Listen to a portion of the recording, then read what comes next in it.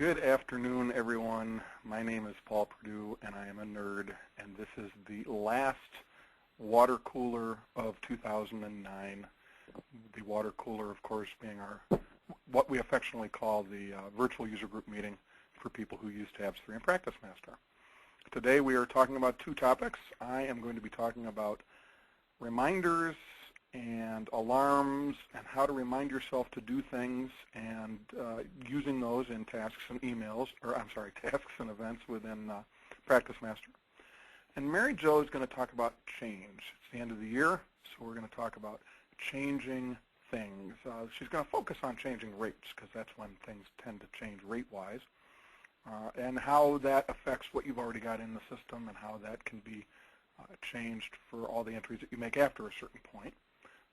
She's going to go first. I'm going to go second. But before we get to Mary Jo, I'm going to tell you that you have on your screen something that looks a little bit like this. And it's basically a box over on the right that gives you a place to ask questions, and a box that juts off to the left of that box that gives you, first off, a place to move this big box out of the way. This icon right here that looks like arrows that point to the right will actually slide the big box out of the way. When that big box has been slid out of the way, this icon will change to arrows that point to the left. And clicking it again will cause the big box to slide back into view where you can type a question that we will then answer. But if you're feeling bold, then you can also raise your hand, which is this button here. And when we see that your hand is raised, we will unmute you and ask you to ask your question. And then we can interact. And if you're feeling bold, you can do it that way. Or if you're feeling shy, you can just type a question here in the question area. So with that, I'm going to turn control over to Mary Jo, who's going to talk about change. Okay, hello everybody. Hope you all had a good holiday. I am going to talk to you today about changing timekeeper rate, changing WIP transaction rate, just a couple things at the end of the year that when you start the new year, you may want to be changing at this time. The first thing I'm going to talk about is the timekeeper rate. A lot of times, hopefully, everybody's recovering from the economy. We're going to raise some attorney rates. So what I'm going to do is I'm going to go into the timekeeper, and it's under the setup. And we're just going to select a timekeeper here. And Michael Jensen right now has his actually he's got 5 hourly rates defined. You know, you can determine up to 6 different hourly rates. And let's say that I want to raise his rate, whatever rates here, maybe everything's going to go up $25, whatever it will be for the new year. I can actually put those in any time prior to the date that I want to have them effective. So I could put them in today. I could put them in December 1st. As soon as I know what those new rates for the new year is going to be, I can come in here and tell it that the effective rate is going to be January 1st of 2010, and these are going to be the rates. You know, maybe it's going to be $275, $300, $225. He's got 2 of them in there for $200. Why, I don't know, but and let's say $250. And then I can go ahead and save this. And then effective January 1, anytime I enter a fee entry, those rates then will be his new effective rate. Some people always want to know what this move rates is down here. If I put this in, today, anytime after the 1st of the year, whenever my effective date is, anytime after that effective date, I can simply click on Move Rates, and it's going to go ahead and take all of these new rates and put them over here in my main rate column and put these back to 0 so that I can up them again the next time. So, for example, if I wanted to go ahead and do that, it would just go ahead and move the rates over. You can see now it's 0, and all my new rates are over there because it's after the effective date. So I just recommend you put it in sometime after that effective rate, move the rates, and it'll be available for next year or next month or whenever you change your rates again. One other thing I want to talk to you about on the screen, and many of my clients don't even know this exists, is the profitability tab. This little button right here allows you to set up some profitability amounts for each attorney. So let's say that there is a certain amount of overhead that they have to meet per month. You have a goal or whatever, and you can figure that into an amount, and then you can go ahead and you can load that in here for next year. So if you want to start, January 1 with your new overheads, once you've flipped to 2010, you can come in here and put some new profitability amounts in here. You do have the ability to allocate, so you don't have to sit here and put in $12,500 in each one of these. If you click the allocate button, it'll ask you, do you want to do a monthly amount? And you can go ahead and you can put, whatever that monthly overhead would be. Or you could do a yearly amount and let it split it for you. If they have like a total for the year that they have to meet, you can go ahead and put that in. And then you can say okay, and it will go ahead and it will distribute those equally. So if I wanted to say that it was $10,000 per month, I can click that, go ahead and say okay, and it's going to go ahead and fill in $10,000 a month for this particular timekeeper. You can have different amounts for different timekeepers, so whatever they happen to be. Your associates might have to meet one thing, partners another. The other thing I want to tell you real quick on the allocate, you see that we've got the amount and the percentage here. Those are if we've already got amounts in here. So if I wanted to adjust this amount, I could say, use the amount and adjust it by $5,000. Oops, not 55,000, and say okay, and it's going to go ahead and add 5,000 to each one. So that the amount and the percentage, I could also do a percentage. I could say up it by 50% or whatever it would be, 25%. So if you've got these figures that are carrying over from last year and you just want to up it 10% or something for this year or a certain amount for this year, you can just go in and put the amount and the percentage, and it will go ahead and adjust it. And there it will go ahead and fill in that amount for each month. Once you've got those profitability figures in here, you can run the timekeeper profitability report, and you can get the amount that they are making. So if I go in here to the report, go to my management report, there is a timekeeper profitability report here. And I can do it by timekeeper, so I can say for timekeeper number 1, only or all or whatever. I can do by different months of the year, all year, whatever, 1 month at a time. Whatever you want to do here, you can do these reports. So if I wanted to just go ahead and say, for January through November, you've got some other options here if you want to choose each timekeeper on a new page or things like that. But if I say okay and preview this report, you're going to see that I can find out, well, his overhead is $12,500. In January, he met none of that. Here in February, he actually exceeded it. So, I mean, you can kind of get some totals here and compare that profitability. So that's kind of a nice tool, especially if you're keeping track of that for your attorneys. So that's where you do it. I have a lot of people call and ask, where is that? Under Timekeeper, choose the Timekeeper. It's the profitability button. Okay.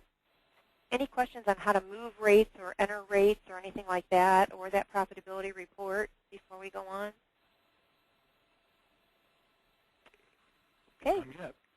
Not yet. All right. We're going to go ahead and talk now about changing the rate. When you do that and you move the rates over, I want to give an example, and this can happen for other reasons, but in the end of the year theme here that we're talking about, let's say that you don't put in your that new rate until January 10th. You come back and you say, yep, as of January 1st, all the rates are going to be, up whatever that amount would be. But you don't put that in until January 10th. And let's say that in the meantime, you have staff members or attorneys who have already put time in from January 2nd when you come back through the 9th. And those fees are already entered and they're in WIP.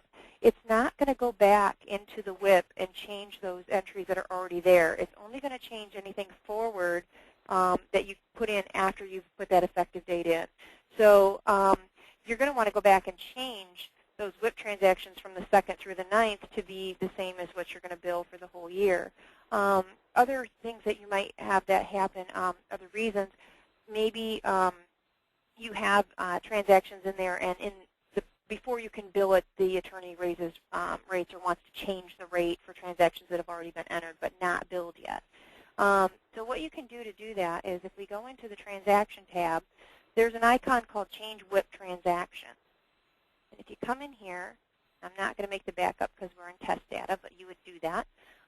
You can come in here and you can change rates for a client or a range of clients or just for a particular timekeeper. So, for example, if I wanted to change the rate for one client, I can come in here and put that client ID through that client ID. And then on my Specific Types tab, you'll see that there's fees only. I can come over here to the Rate button and check it and put the old rate and the new rate. So maybe this client had an effective rate of, or a fee rate of $125 an hour and I need to change it to, $200.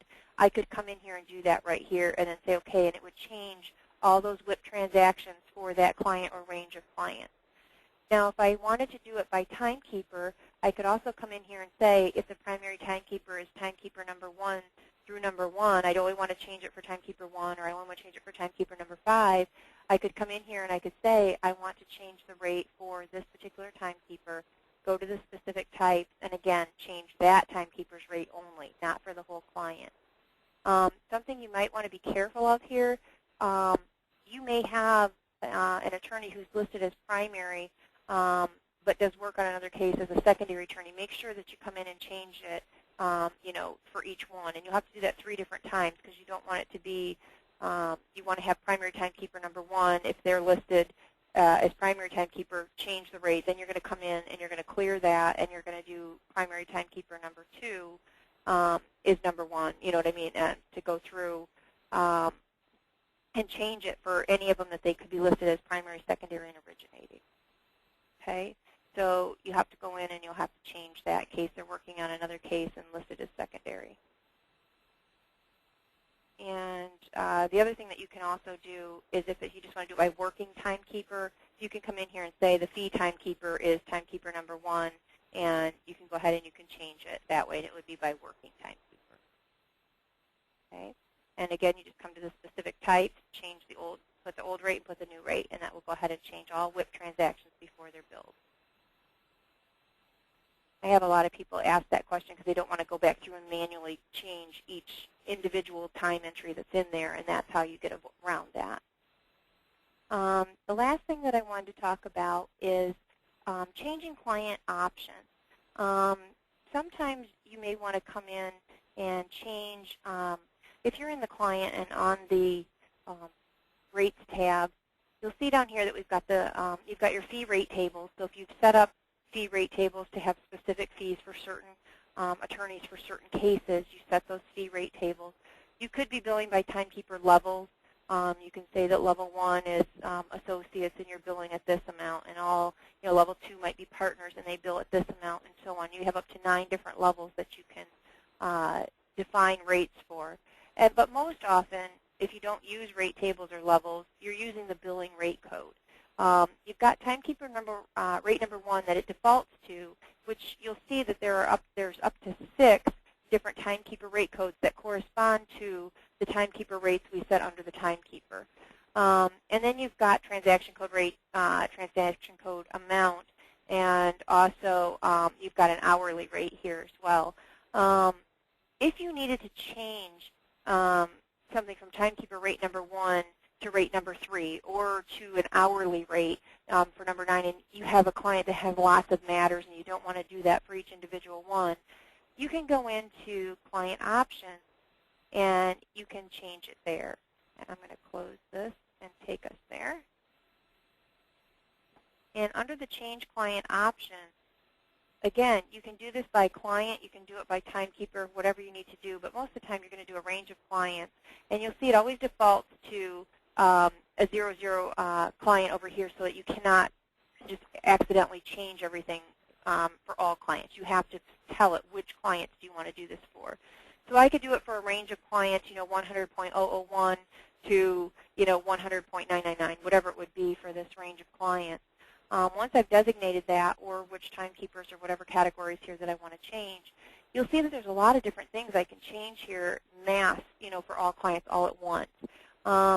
I can change the billing category frequency. I can change the timekeeper that's, whoever's primary, secondary in the case. I can mark them all inactive, non-billable, all those kinds of things. You can change your different payment settings. But again, here on the rate tab, I can change that billing rate code from number 1 to number 9 and put in a specific hourly rate, or I can change it from timekeeper rate number 1 to rate number 4, whatever it would be. Plus, I can also come in and I can change the timekeeper levels and the fee rate and the fee cost tables here. So, if you have to change a fee rate table for whatever reason, you could come in here and you can check clear the fee rate table and then use this one as the shared, or, choose a different rate table to use. Some other things then, change client options while we're here that you can do mass changes on. You can give a courtesy discount. You change the billing status. finance charge, sales tax if you're using it, and then also some statement options here. You can change the template that you're using if for some reason you need to change it from the basic final template to a contingency case template, whatever you need to do. You can do that in here and change all matters for that or different client ranges. And then you can also combine files, things like that, trusting, beginning notes and ending notes. So that's changing client options. Once you've, to be able to get these things, you'll notice everything is grayed out on each of these screens. Again, that's a protective thing. You don't want to just be coming in here and making changes to all clients and find out that you have the wrong things checked. So it grays everything out. And to be able to get something to be available, you need to hit the select button on each screen. And then it's going to ask you, well, what fields do you want to change? The billing rate code, I'll say OK. And now you'll see that it's available for me to do the drop down and change that. But you have to hit select on each screen to be able to do that. Okay? Do you have questions on anything I've covered there? Well, Jana asks when lunch will be served. So when I start talking, if you could check with our waiter in St. Joe. She wants to know when lunch will be served, so I'm going to clear that question. Shannon wants to know, and she had her hand up, but she put her hand down, so she must have decided she didn't want to ask that question live. Shannon wants to know if we can go through client discounts here. Client discounts and change client but options? That's not, is that something that we can change en masse? Yes. You can, let's say that you've got a client, again, that has lots of matters, or you have a range of clients. I believe you can still do the multiple over here. So let's say that there's several different clients that you want to give that discount to. You can come in and put their IDs in here, and then once you've got them there, on the, got my mouse there, Paul. Sure. On the, okay, on that rates tab, I'm sorry, on the billing tab, you can go ahead then and hit select, and I can say courtesy discount, change discount to none, or whatever, all those, whatever I need to change here.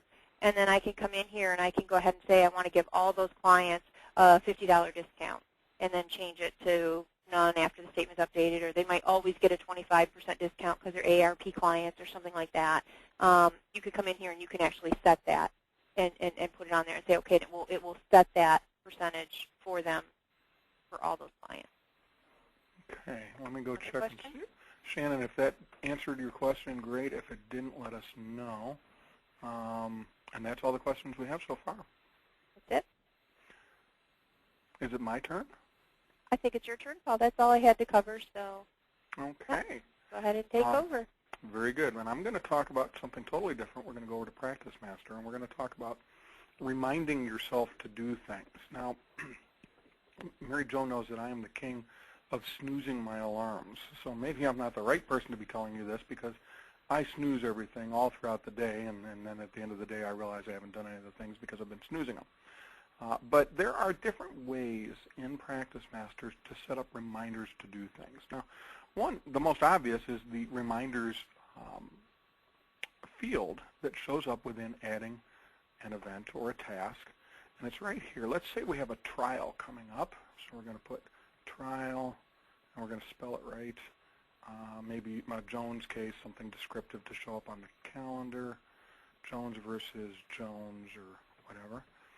And it's going to be on this particular day from 8 to 9 o'clock. And we would probably select the client here, identify whoever's going to attend.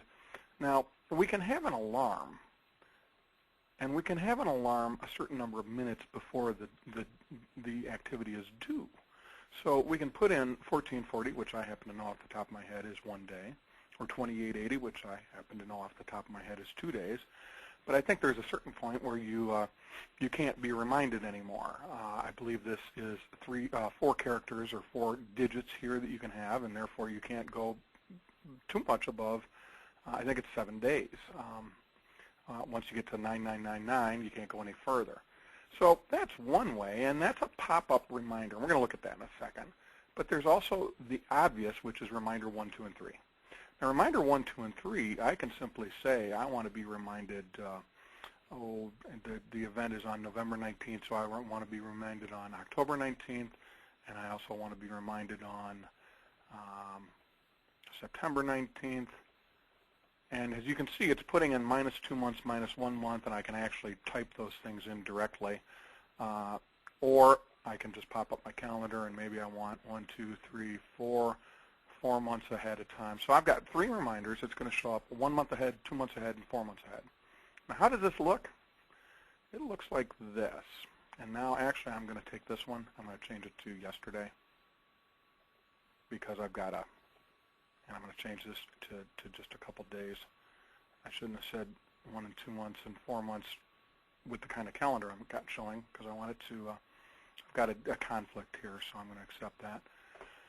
And here we have the actual trial, and this is why I changed it to 1 and 2 days. I just wanted it to be easy for you to see right ahead of time without having to move around the calendar that I've got the actual trial, and I've got a reminder on this day, and I've got a reminder on this day. These show up, these reminders show up in your calendar in the all-day event area if you are showing the all-day event area, and if in calendar properties you have gone in and told it that I want to display reminders in all-day activities area. Very important. If you don't have this checkbox checked, and it has to be checked for each user that's using the calendar, then you're not going to see these reminders up here. You're only going to see them on your daily report, and for many people, the daily report isn't something that they print on a daily basis. Many people don't even know what the daily report is. So if you look at the daily report, and that's where you want to see your reminders, great. If you don't, you need to make sure that that checkbox is checked, and then your reminders will show here. There are only 3. So if you want more than 3 reminders, you're going to have to use calendar plans instead. And calendar plans go a little beyond the scope of what we're talking about, but I'll just tell you that calendar plans let you define, based on a trigger date, in this example, the trial date, you can define a whole host of different dates that relate to that. With a trial, you may have a month before you need to file all the final interrogatories, within 2 months before you have to file your witness lists, and you also want reminders 1 month, 2 month, 3 month, 4 month, 5 month, 6 month, 7 month, 8 month, 9, whatever. Calendar plans will allow you to go beyond the 3 reminders and to set up reminders en masse, okay? And the thing about calendar plans is it's actually going to show you something maybe on your task list that says, hey, you've got a month before the trial, 2 months before the trial, 4 months before the trial. It's not just going to show up here. It could be something that shows up at 8 a.m., prepare for trial in 1 month for a block of time. So calendar plans is another way to do reminders, but the easiest way is to do reminders this way, but you only get 3 of them. Now another thing, of course, is alarms. If you merely want to be reminded 30 minutes before a certain appointment that you've got that appointment, then all you need to do is make sure that my system currently thinks it's 1/24, but it thinks that today is November 19th. That's where my demo data lives. Actually, I think it thinks it's November 17th. But nonetheless, if I go in here and create I'm going to accept this, something for today, I'm going to go over to my task list instead of my calendar itself. Many people know that you can have a task list that's separate from your calendar. Some people don't. Some people don't like it that way. They instead choose to see their task list at the bottom of their calendar like this. I am one that has so many tasks, obviously not in my demo data, but in my real life, that I like to see it separately, incomplete task list. And I'm going to create an entry for today, and it does think today is the 17th, called VUG, which is what we used to call the water cooler, the virtual user group. And I'm going to say that I want to start at 1:26. I want a reminder, so the active alarm, yes. And I don't want it to be a certain number of minutes before. And now when 1:26 rolls around, I'm going to get a little box that reminds me that I've got my virtual user group meeting. Now, a reminder an alarm like this, not to be confused with the reminders we just talked about, can be set to be to apply to a task or to an event. So my virtual user group meeting might actually be an event, obviously. Checking that interrogatories have been received from a certain party would be a task, but they can both have reminders. And when you have, and I keep calling them reminders, they aren't, they're alarms. When you have an alarm, you can snooze it for a certain number of minutes or hours. You can clear it, meaning that I don't want to check it off as done, but I want you to stop reminding me with this alarm to do this. You can mark it complete saying, yep, I already know that, I already did that, thank you very much, I'm done, and it will actually not only clear this box, but it'll check it off as having been done. It'll vanish from your task list if it is a task. You can go to the record and say, you know what, I'm not going to do that till tomorrow, and I want you to remind me instead at 1:26. I want you to remind me at 4 a.m. To me, that means when I first log into my computer. That's how I do it. I'm not going to save my changes. Or you can go into help. So basically, you can snooze it for 5 minutes or 1 minute or 10 minutes or an hour. You can clear it and say, quit reminding me, but I haven't done it yet. I want you to keep it on my list. You can mark it as complete, meaning, yeah, I did it, quit reminding me, and take it off my list. Or you can go to the record and reschedule it. I do a lot of rescheduling. I almost have everything alarm me, and that's why Mary Jo teases me about snoozing everything so much. But I've gotten into the habit of not snoozing them all the time, and just continually snoozing for 30 minutes or 10 minutes or 15 minutes. I look at everyone when it comes up and I decide, am I going to do this in 10 minutes? Or do I want to reschedule this for tomorrow? Or should I say that I'm going to do it at 3 o'clock and stop bothering me for now?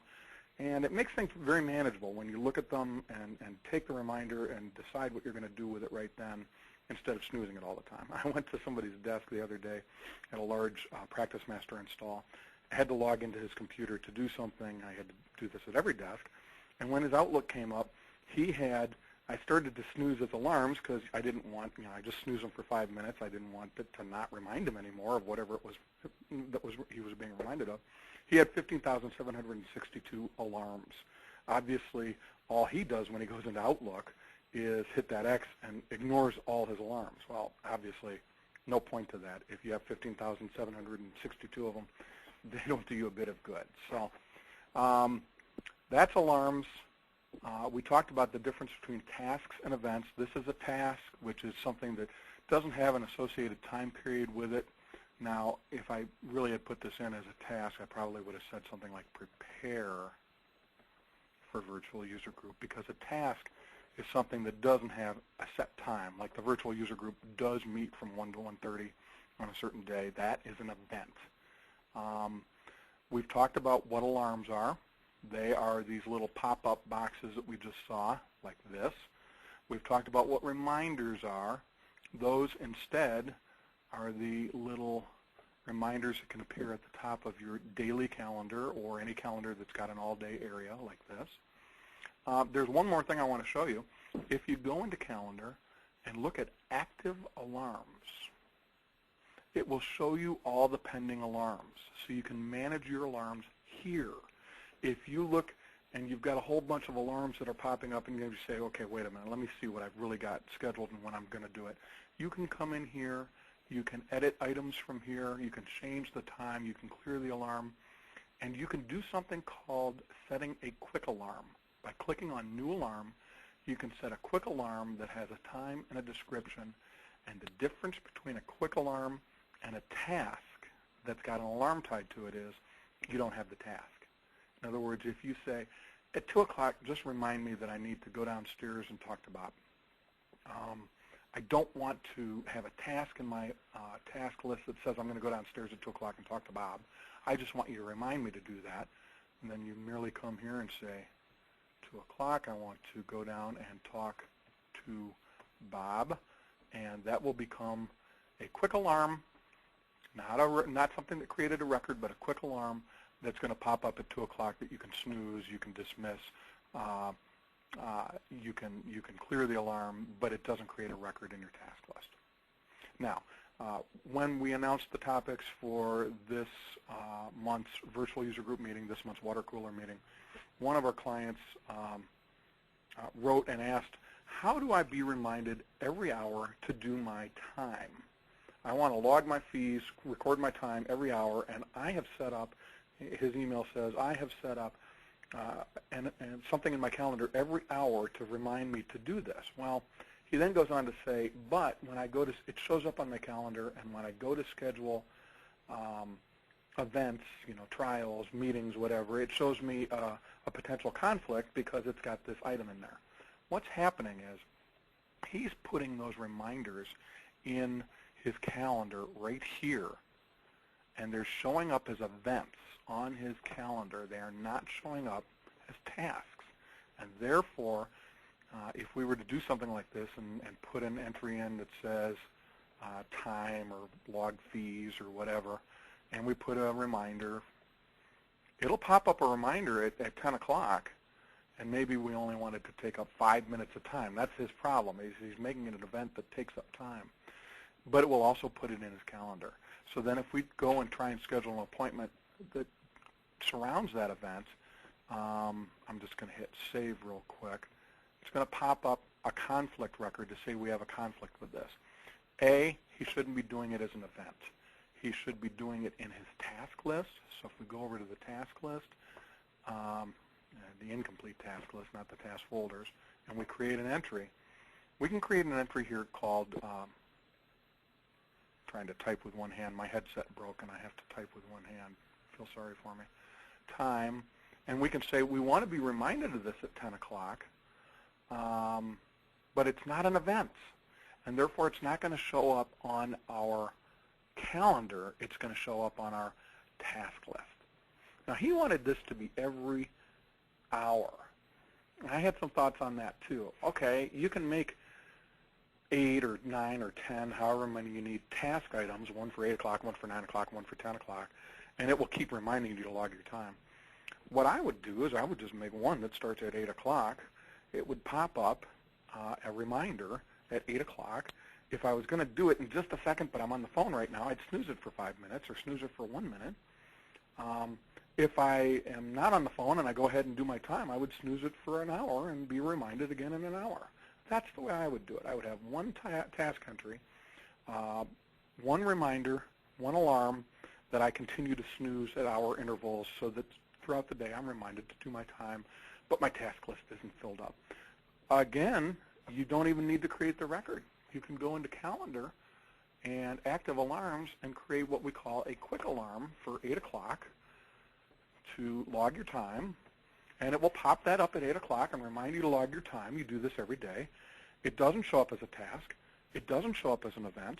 It does remind you with an alarm, and you can snooze that alarm at whatever interval is appropriate. 1 minute if you're going to get right to it, but you need to be reminded again in a minute because you're in the middle of something else, or an hour if you've just gone ahead and done what it's told you to do, and now you want to be reminded to do that same thing again in an hour. Okay? I see we have one question from Bill. Mary Jo, do you know what that is? Yeah, Bill wants to know when Baron Henley is giving his presentation. Yeah, okay. So we've got two comedians. Yeah, and then we had another question about whether this calendar can sync with Outlook, which it can, but and then in the trial version also. In the trial version, do they mean the basic copy that comes with with the basic copy that comes with Practice? Yes. They all sync. You can sync your calendar with Outlook. You can have a one-way sync that's automatic, so that the minute you put something in PracticeMaster, it is automatically in Outlook. Or you can have a two-way sync that is more of a manual process, where if you put something in Outlook or you put something in PracticeMaster at some interval or some time in the day, you run a routine. It shows you all the things that need to be added to Outlook and vice versa, and it kind of swaps them and synchronizes the calendars.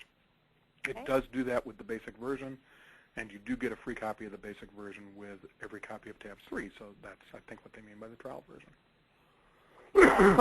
One other question from Andrea, and this one's for me, actually. It's when moving timekeeper rates, is there also a way to replace, rename a timekeeper with new employee's name? Yes, there is. If we go back into Tabs, I'm going to snooze your alarm there, Paul. Okay. You do that under the, it depends on what we recommend for timekeepers is that you always have one timekeeper named old timekeepers or something like that. Now in this version, I don't know how many timekeepers we have, but you can come in and you can create like number 11 is old timekeepers.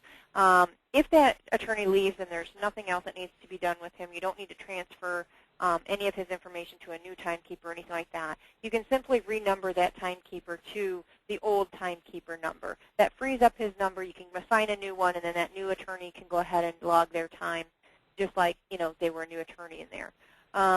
If that timekeeper that left has outstanding entries or things that need to be taken care of, you can reassign them and renumber them to an active timekeeper, and all their entries will then be that attorney's responsibility. To do that, you go up into maintenance. You do have to be out of all the programs. You go into maintenance, and you just come down here to renumber, and you go to timekeeper. And so I'm going to hit timekeeper here. And you would make a backup, of course, and then, Paul, we got to get you out of practice. Yeah, let me do that.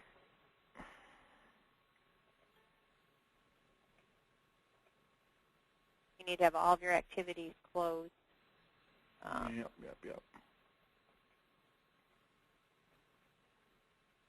What am I doing here? There we go, and there, and I think that's, Okay. There we go. I think you're set. All right. So now when I get in here, it actually needs you out of everything. Wow. Go ahead. Yep. Go ahead and we'll close PracticeMaster. Oh, I have alarms. You have active alarms. Imagine that. Imagine that. So you'll get into this renumber timekeeper screen, and you can choose that old timekeeper. So for an example, if I wanted to go ahead and renumber, and I'm not going to actually do it, but if we had timekeeper number 10, and we were renumbering to the old timekeeper that we created, we would, renumber it to number 11. Anything that was associated with Jimmy Prom would be under the old timekeeper now, and it would be listed as such. If you brought up one of his old entries, instead of it saying Jimmy, it would say old timekeeper is the primary timekeeper. Same thing if you want to renumber it to a different timekeeper to take over Jimmy's. Maybe he left, but the new attorney that comes in is now going to take over all of his. You can renumber it to an existing timekeeper that's already there. If you just need to change, let's say that Jimmy was replaced by John and he's taking over everything, and this is now John is going to be Jimmy's number.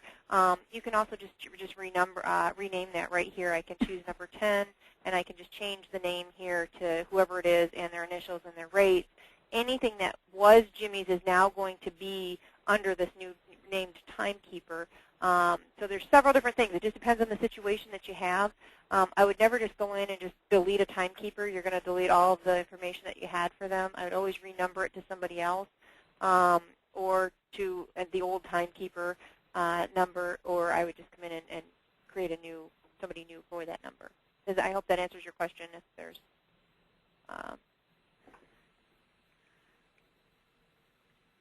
looks like you've got another question. Will quick alarms continue from day to day, or do you need to set one each day?